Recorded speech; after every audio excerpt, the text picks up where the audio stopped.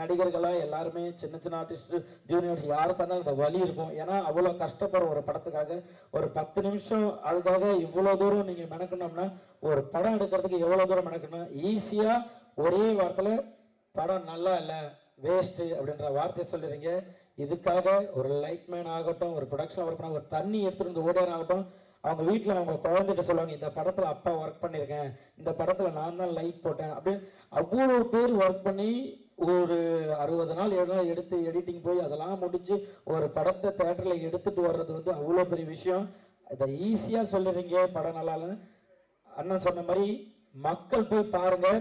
நீங்கள் நல்லா இல்லை, புகழ் நல்லா நடிக்கல அப்படின்னா கண்டிப்பாக எல்லாருமே மாற்றிக்கிறோம்.